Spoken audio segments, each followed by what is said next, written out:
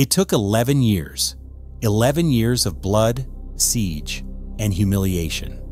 To put this into perspective, the legendary Siege of Constantinople, which ended the Roman Empire, lasted less than 2 months. Yet for Oda Nobunaga, the great unifier of Japan, his ambition was brought to a grinding halt by a single fortress, Ishiyama Hongan-ji. This was not a castle held by a rival warlord, not a fortress defended by the samurai elite. It was a cathedral, a fortress cathedral defended by an army of the faithful, thousands of radical monks, peasants, and commoners united not by a daimyo, but by a powerful, unshakable belief. They wielded few legendary blades, yet they broke Nobunaga's finest armies. They held no traditional provinces, yet they controlled a supply line he could not sever. How did this popular army defy the most ruthless strategist of the Sengoku period for over a decade? This was not a mere rebellion. It was Japan's last and greatest holy war. The story you think you know is wrong. Watch this until the end to discover the hidden truth of the Ikkō-ikki and the terrifying ideology that almost shattered the samurai class forever. The year is 1571. The marshy delta of Nagashima is a crucible of mud, water, and faith. From his command post, Oda Nobunaga watches as his elite samurai vanguard, a river of steel and lacquer, pushes into the network of wooden forts and palisades. Their contempt for the enemy is palpable. Inside are the Ikkō-ikki, the single-minded league. To the samurai, they are little more than a peasant mob, an undisciplined swarm animated by the nonsensical sermons of their Jodo Shinshu priests. Nobunaga's generals see a simple task ahead: crush the rebellion, burn the temples, and restore order. They believe superior training, superior armor, and the code of Bushido make victory an inevitability. This was their fatal mistake. They expected fear. They were met with a wall of sound, a thunderous chant of the Nembutsu, a prayer that was also a war cry. As the samurai breached the outer defenses, the trap was sprung. Suddenly, from behind hidden walls and earthen berms, thousands of arquebuses, matchlock firearms, erupted in a single, deafening volley. The disciplined samurai ranks dissolved into chaos. This was not the honorable spear-to-sword combat they knew. This was industrial-scale slaughter. Before they could recover, the gates flew open and the swarm emerged. They were not a mob. They were a tide of humanity, armed with spears, farming implements, and a fanatical devotion that nullified the samurai's individual prowess. Nobunaga's own brother, Oda Nobunaga, was slain in the onslaught. The professional warriors, the masters of Bijus and Japan, were routed by an army of believers. How could this happen? How could an army of commoners so utterly humiliate the man who would be master of the nation? To understand the nature of this defeat, we must look beyond the battlefield. We must deconstruct the intricate web of faith, economics, and intelligence that formed the true fortress of the Ikkō-ikki. To understand the Ikkō-ikki's power, we must discard the analogy of a traditional samurai army. This was not a pyramid with a daimyo at the peak. A better analogy is a subterranean root system, a massive fungal network hidden just beneath the surface of Japanese society. It was resilient, decentralized, and capable of fruiting, exploding into rebellion, anywhere and everywhere, all at once. Nobunaga was not fighting a single general. He was fighting an idea, and that idea had built its own nation-state. The root of this power was a radical theological promise. The Jodo Shinshu, or True Pure Land school of Buddhism, taught a revolutionary concept. Salvation was not for the elite, not earned through years of complex ritual or monastic study. It was immediate, and it was for everyone.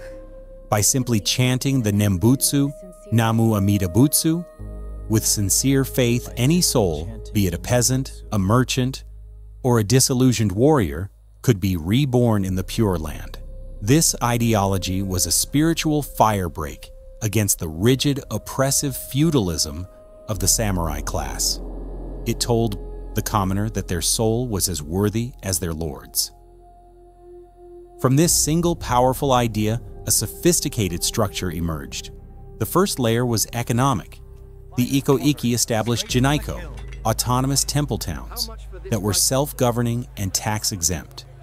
These were not just places of worship, they were bustling centers of commerce, attracting merchants and artisans who were free from the arbitrary taxes of local warlords. This network generated immense independent wealth. The second layer was geopolitical. The very heart of their power, the fortress cathedral of Ishiyama Hongan-ji, was a strategic masterpiece. It was built on a heavily fortified delta at the mouth of the Yodo River, giving it direct control over all sea and river trade into the capital, Kyoto. It was a fortress, a port, and a holy see, all in one. This combination created a strategic nightmare for Oda Nobunaga. When we analyze his dilemma, we see he was trapped in a multi-front war unlike any other. He could not decisively defeat the Ikkō-ikki in one place. If he marched his armies to attack the Ikki in their northern stronghold of Tekkōsen, the fortress of Nagashima to his east would rise up, threatening his supply lines. If he turned to burn Nagashima, the central fortress of Ishiyama Hongan-ji would coordinate with his samurai enemies, like the powerful Mori clan, who saw the Ikki as a perfect proxy force. The Mori, masters of the sea, continuously resupplied the Hongan-ji by ship, nullifying Nobunaga's sieges. The Ikkō-ikki, in effect, had created an anti-state. It possessed a unifying ideology more potent than clan loyalty, a self-sustaining economy that funded its wars, a vast intelligence network of priests and believers, and a central fortress that was for a decade simply impregnable. They bought firearms by the thousand, often cornering the market before Nobunaga could. Their peasant armies were frequently better armed with modern arquebuses than the samurai sent to kill them. This was the web that held Nobunaga fast. He wasn't just fighting an enemy, he was fighting a parallel society.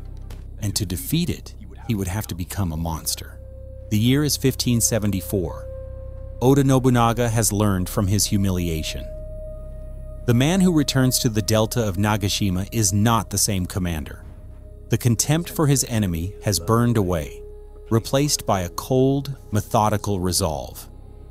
The Ikkō-ikki had called him the Dairokuten Mao, the demon king of the sixth heaven. He would now show them what that meant. On the other side, the Nagashima defenders, having tasted victory, are sealed in by their own faith, arrogant in their divine protection and their impenetrable terrain. They have no idea that Nobunaga is no longer playing their game. His solution is one of total, systematic annihilation. He brings an army not just of warriors, but of laborers.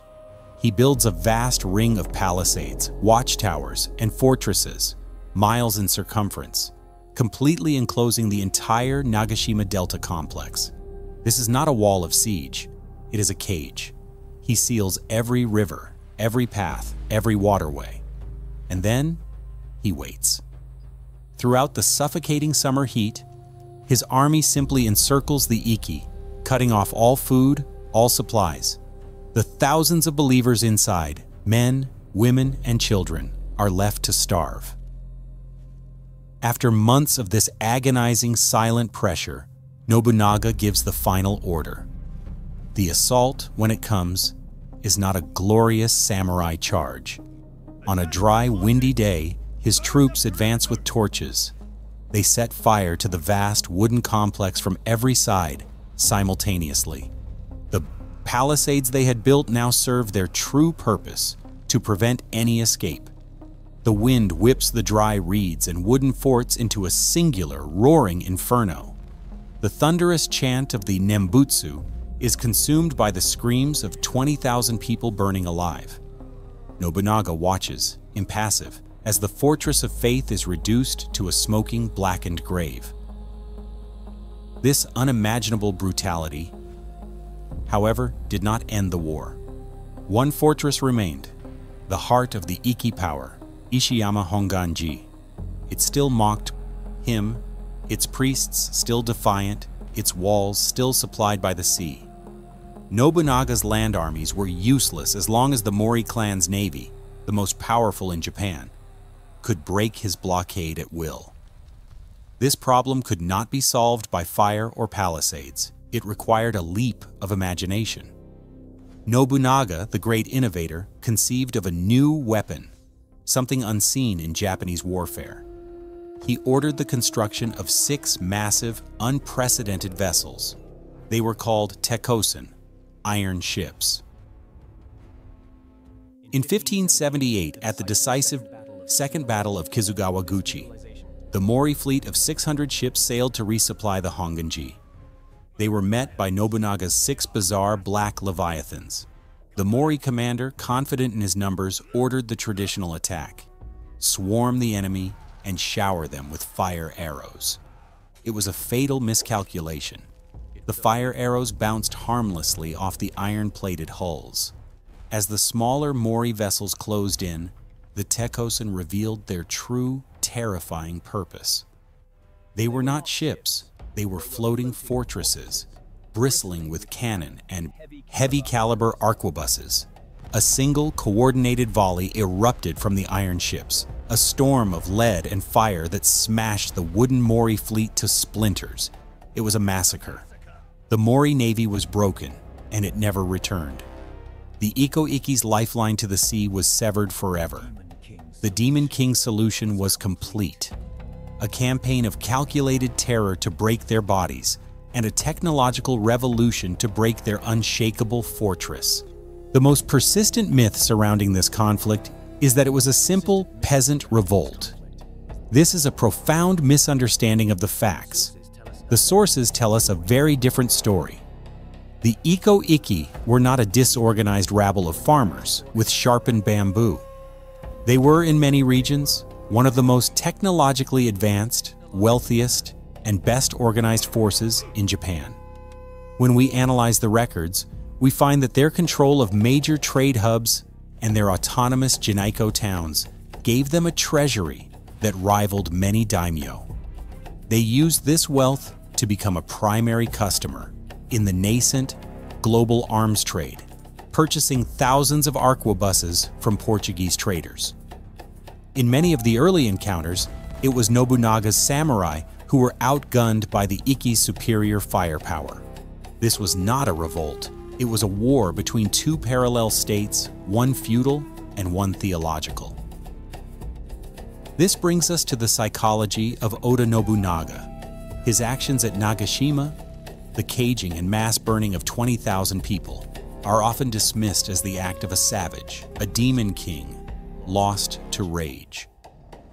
But this too is a simplistic reading. It was not a fit of passion, it was a cold, calculated act of psychological warfare. Nobunaga understood, in a way his contemporaries did not, that he was not just fighting men. He was fighting an idea, the idea that faith in Amida Buddha offered a salvation that was superior to the authority of the samurai. Swords and spears cannot kill an idea. Sieges cannot starve a belief. Nobunaga's solution was, therefore, terrifyingly logical. If the Ikki's strength was their unshakable faith in paradise, he would have to shatter that faith by creating a hell on earth so absolute, so inescapable, that their god would be proven powerless to save them. The inferno at Nagashima was not just an execution. It was a theological statement. It was a message sent to every believer in the Hongan-ji. Your chants are useless. Your God will not answer. I am the only power in this world. Ultimately, 2 decisive factors led to Nobunaga's victory. First, his willingness to abandon the traditional rules of samurai warfare. He embraced a strategy of total war. targeting not just the Ikki's armies, but their entire social and economic ecosystem, including the civilians who supported it. Second, and most decisively, was technological innovation. The Ikkō-ikki's fortress was impregnable by land, their faith was unshakable. But their survival depended on a physical supply line. The Tekkōsen, the ironclad ships, were the silver bullet.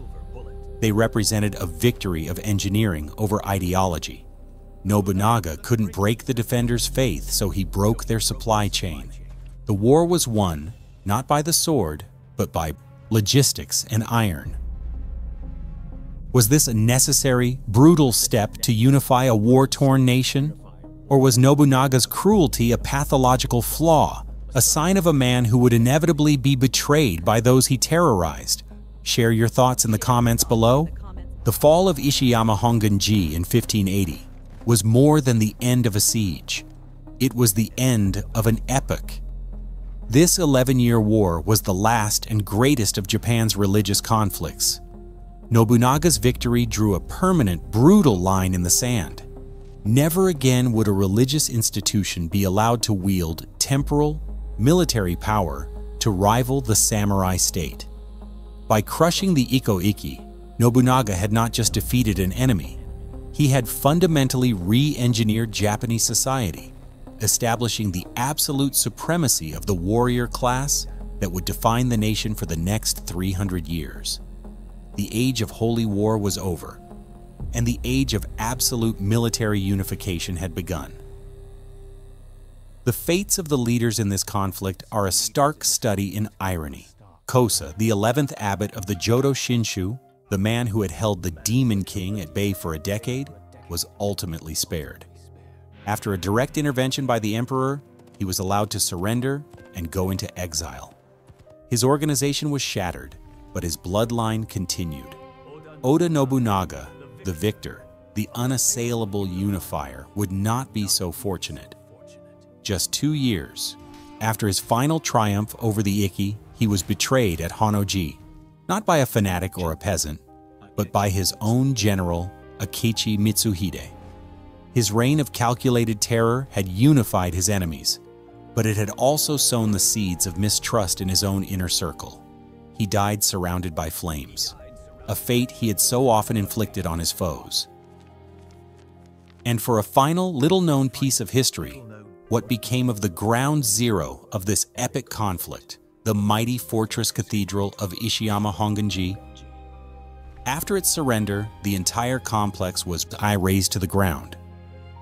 But the site, a strategic chokehold of immense value, would not remain empty.